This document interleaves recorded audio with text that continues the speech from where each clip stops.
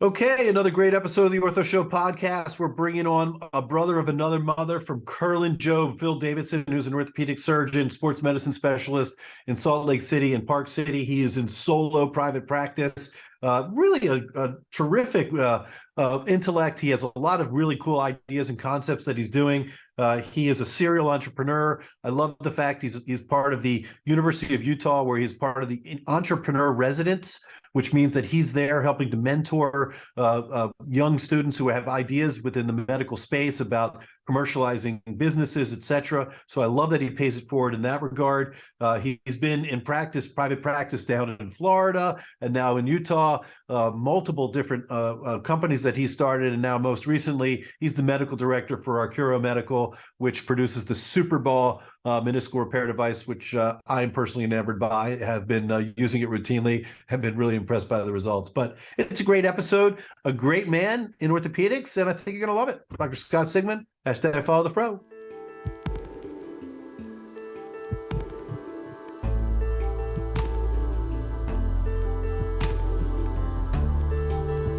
From Medical Media, this is The Ortho Show.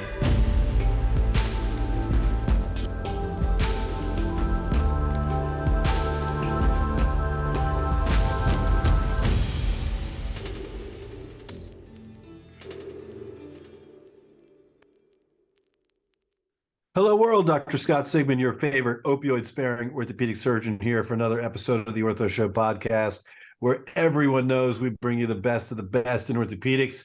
Today is no exception. We are going out to the West Coast for Dr. Phil Davidson, who's an orthopedic surgeon. He's a sports medicine specialist. He's in private practice, a solo private practice at the Davidson Orthopedic Clinic in Salt Lake City, Utah. Phil, it is a pleasure to have you on. Well, thanks for the invitation. I'm glad to be here, Scott. Oh, terrific. So you and I are contemporaries. Actually, you're a couple years older than me, but we won't hold that against you. We have a little contrast in hair as well, but for those that are watching on the YouTube channel, they'll figure that out. But tell us where it all started. We love to hear, where did you grow up? When was it going to be orthopedics? Were your family doctors? Tell us about what's going on in your childhood. Well, let me think about this. So, I guess as my education came to the point where I was thinking about careers, I was pretty objective about it. I thought I really like to do things with my hands, whether it be home projects, woodwork. I knew I liked to do things with my hands. I also really like to study. It may sound a little nerdy or it may sound like a confession, but I enjoy study even to this day. And I also knew I wanted to deal with people. So I was like, how could I combine ongoing study, using my hands and dealing with people? And surgery to me was a natural pathway. I grew up in the household with a doctor. My dad was a neurosurgeon, and I knew I definitely didn't want to do that. He was in the era where this was before cellular telephony and before hospitalists. I mean, imagine if you're a neurosurgeon managing ICU patients with no cell phone and no hospitalists. I mean, what a difficult pathway. So you probably barely saw him in childhood. I mean, he was spending the entire time operating and in the hospital. Yeah, it was quite difficult. So while I really wanted to be a surgeon, I wanted to find a way to do surgery kind of on my terms, if you will, caring for patients, but also as an expression of creativity and using my hands. Wonderful. So you obviously studied pretty good. I mean, you got into Harvard.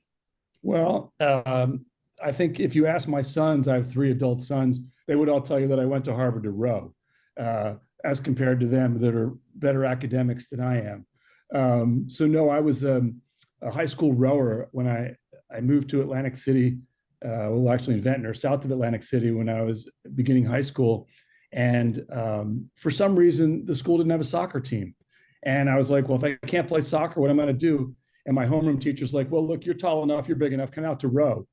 And 3 years later, we'd won a national championship, gotten a lot of recognition. It was a very important part of what I did in high school in terms of discipline and athletics and friends. And so I applied to schools to row, and Harvard was a good rowing school, and that's how it came to pass.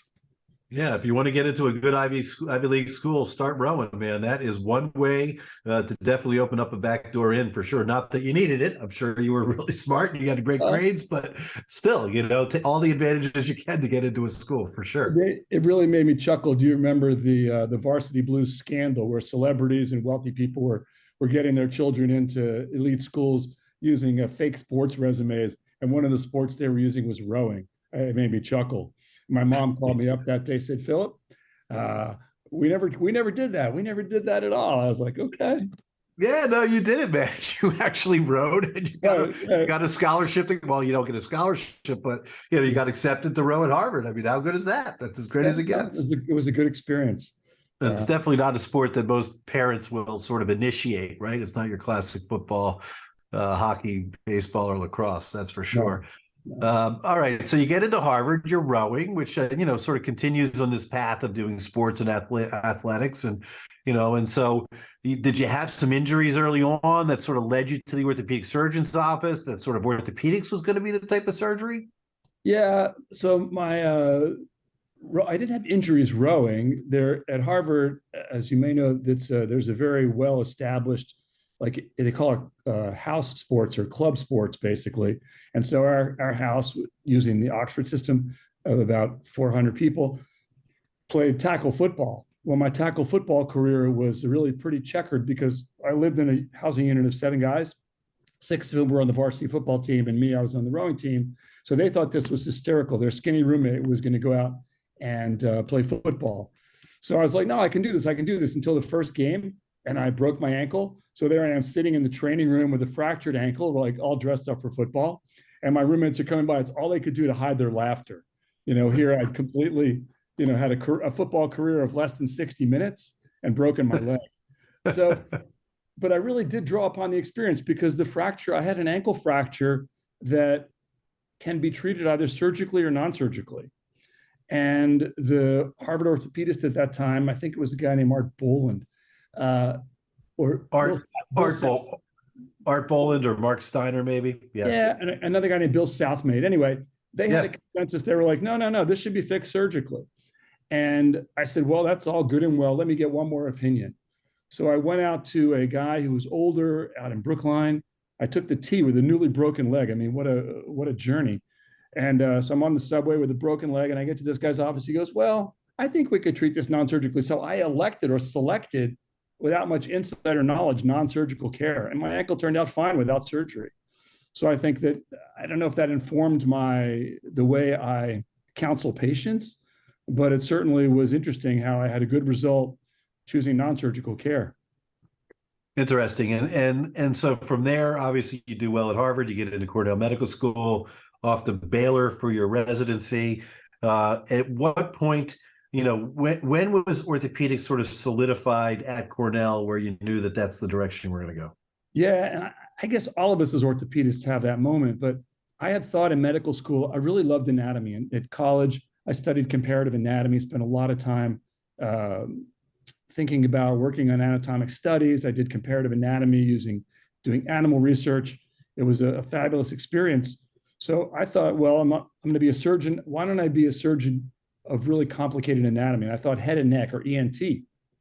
And that was really kind of ideal in my mind, until I did a rotation at the Manhattan Eye and Ear Hospital with ENT surgeons and realized most of it was about either cancer or cosmetics, neither of which had a huge appeal to me. So meanwhile, I'm going to the gym. I was a poor student, like most of us during medical school. And I was in the gym. We had this lousy gym in the basement of one of our buildings. And most of the guys in the gym, I didn't realize it initially, were orthopedic residents from Hospital for Special Surgery. And so I was meeting these guys who basically loved what they were doing. And here I had set off with a career idea that wasn't panning out. And so I saw all these guys that loved what they were doing. And I said, I have to check that out. Did some rotations at HSS, and that was it. I knew this was going to be good for me.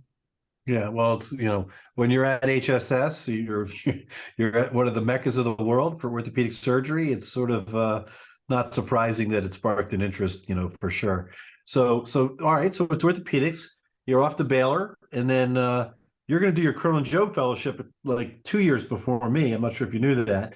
Yeah. So sports medicine, I mean, once you got into Baylor and you started seeing the orthopedic side of things, you were drawn to the sports side. Yeah, I mean, I'm like many of us in the field. I'm a sports fan, an avid sports fan, not just a participant, but also a fan. And while I was a resident at Baylor, a mentor of mine, a guy named Dr. Bill Bryan, was the physician for the Houston Astros. And he asked me, I think it was my second or third year as a resident, he said, "Hey, Phil, it's a quiet Tuesday night. Would you go out and would you cover the game tonight?" I was like, "Really? What?" I was so excited by the idea. It never occurred to me. So I go out to the Astrodome and I have a pass. I go into the locker room, and there in like the players' lounge is Yogi Berra. He was a bench coach for the Astros that year. Yogi Berra, Nolan Ryan, Mike Scott. I mean, it was these four guys around the table. I mean, Yogi Berra and Nolan Ryan, Hall of Famers. Mike Scott, another player on the Astros, and a fourth. They're playing cards. I was like, holy mackerel, pinch me. Am I really here? It was pretty exciting. And so that inspired me to want to dive more, working with the Astros during those years to work more with sports medicine. And then there was a recent graduate of Curl and Job, a guy named Bruce Mosley, was hired at Baylor. And Bruce was one of my faculty members. I did lots of work with him. And he was really encouraging. He's like, this is an amazing opportunity. You should apply. You should go. And I think he advocated for me, and I went. Yeah, and at the time, I mean, it was one of the clear top sports medicine fellowships because the fellowships were different, right? You could go and meet with a guy for a year and hang out and learn what he would do. But if you truly were into the idea and the concept of managing sports teams, there weren't that many fellowships that really did it well. And Curl and Job obviously was one of the ones that created, that concept. And so, throw out some names. Who were you working? We were there pretty much the same time. Yeah, I mean, some clear legends of orthopedics there. Oh, yeah. I mean, the opportunity to this day, I worked with Bob Curlin. At that point, he was no longer doing surgery. He was just doing office orthopedics.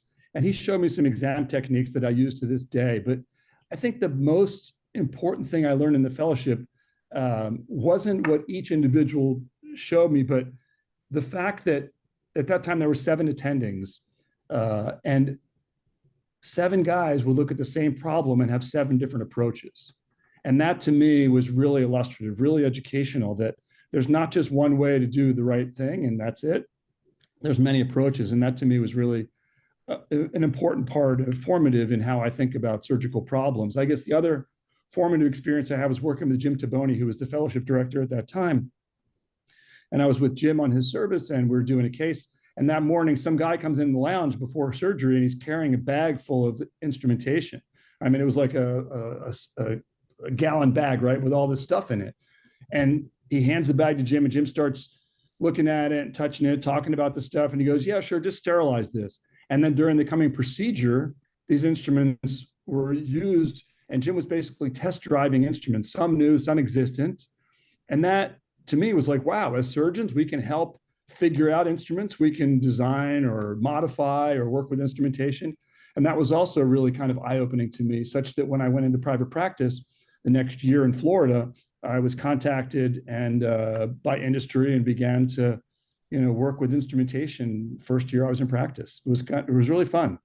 Yeah, I mean the Curl and Job badge, it just opens doors for the rest of your career. It just does.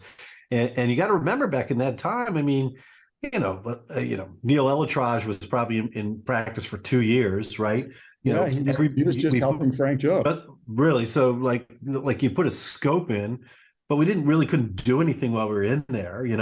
Brian Cole, like we have Brian on. Brian's the same year as me, and we were putting these short tacks in, and so the idea was you needed to develop instrumentation to be able to create all of the things that we take for granted today. Our young colleagues that, oh yeah, you pop the shoulder in, you scope here, you throw that thing over there, you got instruments there. None of that stuff existed. You had to create it, and so it was really a tremendous learning experience. And then because of that, your partnership with industry, you become the idea of entrepreneurship and as well. So you go into private practice.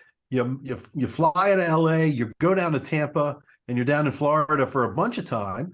And then you started working your way back Then you came back to was it Salt Lake City, or no? You were in Park City with Yeah. with Hayden as well. You guys had your clinic there as well. So Yeah. give us like the short story on that private practice development about Florida, and then heading back out to Utah.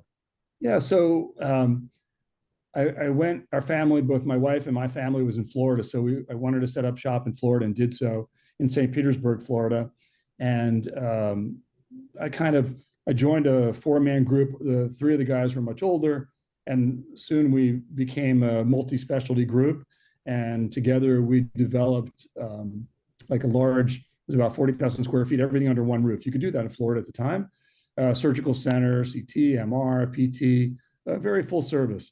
And in 2007, we were able to sell the surgical center. 2007, we sold the project. And so to me, I was 15 years into my career. I had the opportunity to reflect on what I wanted to do with the remainder of my career. And we really liked Park City. I thought being in the middle of the country, I was doing at that time lots of surgeries that people were traveling to see me to have the surgeries done. And being in the middle of the country, I thought was more favorable for patients to travel than be in Tampa. Tampa, while a nice place, is not a hub for any airline, and it's not easy to get to from the West Coast or the middle of the United States. So I thought that Park City was a lovely place. I'd been familiar with it.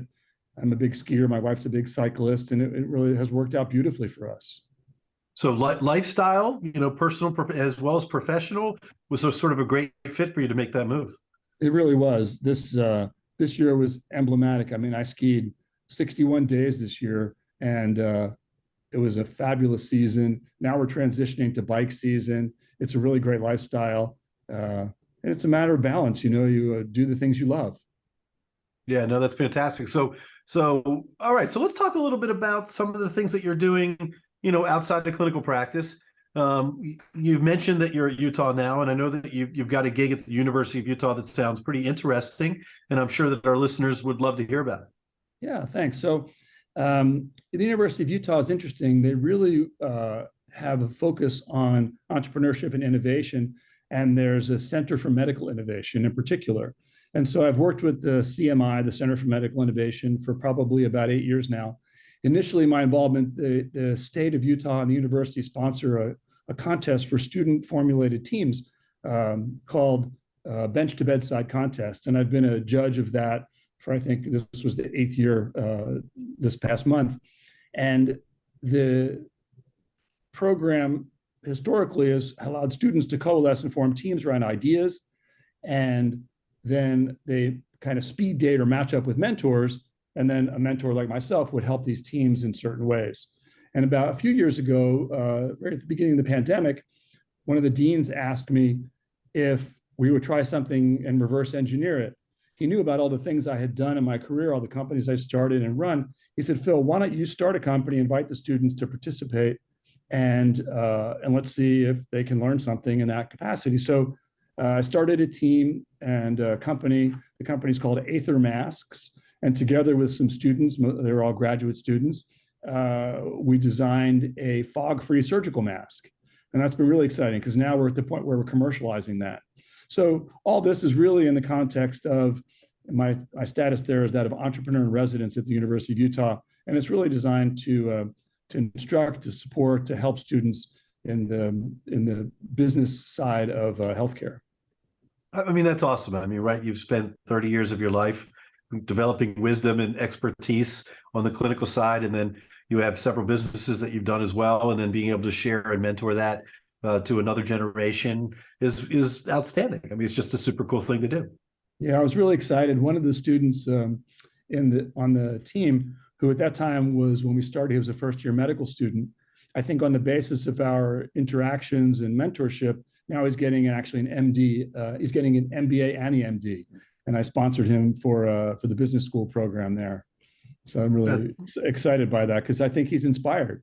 And he wants to. That's as good as it gets, man. That's fantastic. I love it. Yeah. All right, so aside from that, so you're a busy orthopedic surgeon. You're skiing too much. You're getting ready to bike, and I hope you're going to be safe, right? Because I think of both of those things, and I'm worrying about you in the operating room and having injuries, but you'll be okay. But you have another project that you're working on now too, which I have some experience with as well, which is Arcuro Medical. You're the medical director. Tell us a little bit about this company and what's exciting and what you see there. Yeah, so maybe the way I was introduced to the company is illustrative about what it is and why I'm engaged. So this is about 2.5 years ago. I was contacted by a friend to say, Phil, I want to introduce you to this company. It's out of Israel. You're really going to like the CEO. She's a Jewish grandmother, and she's a lovely person. And that really didn't grab me. But then he said, listen, she's the brains behind what used to be Tag Medical. And for my whole career, I've really admired this design team out of Israel that started with Tag Medical. First, they sold products as Tag Medical. Then they sold through Acufex. Then they did a lot of projects for other companies, such as the Arthro Tunneler and the core osteochondral transplant system. Like, I've been admiring at a distance this team's work for decades. And then when I realized that was the team that I was being introduced to, I was like, let me learn more. So we met in San Diego. The CEO's name is Lee Ranon, and her vice president for the Americas is now a colleague and good friend named Philip Hammond. And so the three of us sat down over dinner, and it was an immediate fit. They were essentially in the very earliest stages of commercialization. They had not really frozen the design, so they needed help in several areas that I had a lot of experience. So I was able to define what I thought they needed, and it was really a direct correlate with the skills I have had over the years. So I assembled for them a scientific advisory board.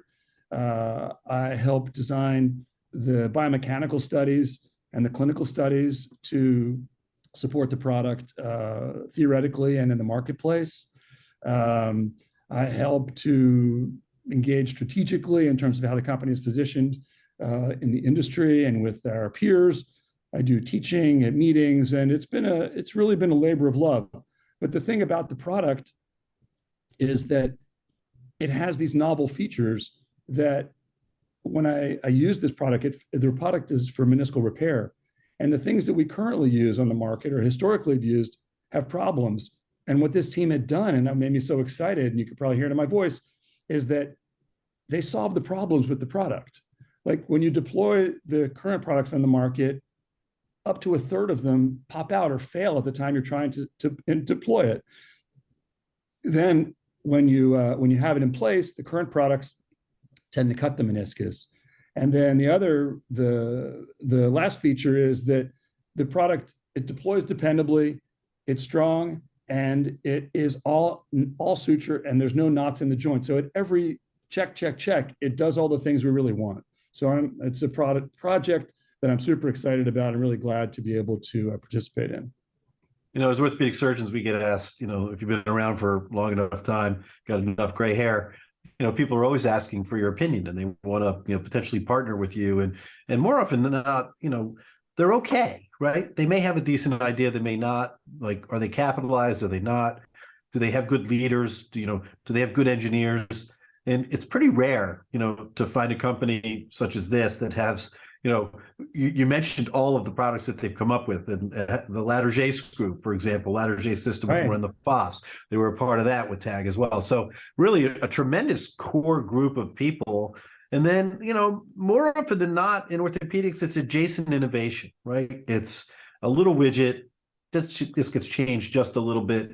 But, you know, it's not that often that something comes around that really sort of is really uniquely different. And I think that this technology really has the opportunity to be able to do that and really be, you know, quite unique. So it'll be interesting to see how it plays out. It's called the Super Ball, right? And so I've had the opportunity to use it. And it's like, they call it the monkey fist, you know, the technology, which I think is kind of cool, right? The monkey puts like a fruit inside the tree, but when it goes in to grab it with his hand, and then it goes to grab it and kick it, its hand out. But right. Those, you know, really cool ideas from that perspective. And Lee is like, you know, she's like your bubby. I mean, she's going to make you matzo ball soup. You're going to go to the house on Friday night for dinner. I mean, she's so sweet and kind, but yet has been so influential in so many aspects of the things that we use in our sports medicine careers. She came over before I formally engaged with the company, she came over to our house for a Friday night dinner. And after the dinner, she's gone, and I'm cleaning up with my wife. My wife turns to me and says, "I don't know what they do, but you should do it." I think that's very, very, very well said. Well, hopefully for them, it sounds like they're gaining a lot of interest out there from the larger players in the space, and so hopefully that's gonna play out as well. But look, Phil, this has been great. Really appreciate your energy, your passion for orthopedics, our shared history at Curl and Job. The fact that you're playing it forward and paying it forward to the University of Utah and the entrepreneur resident. I love that, sort of concept and idea. That's wonderful. And then your time with Arcura, hopefully will help for those guys to get across the finish line and have success as well. Well, thank you so much, Scott. I really appreciate the opportunity to share my story and to get to know you a little bit better too. Yeah, no, for sure. Curl and Job forever, although the names have changed and some great legends that have been there. And now it's combined with Cedars-Sinai as well as for Santa Monica Orthopedic Group. But for the original Curl and Job fellows, we stick together for strong for sure. This is that's all good. This is Dr. Scott Sigman, #FollowTheFro, host of the Ortho Show. Till next time.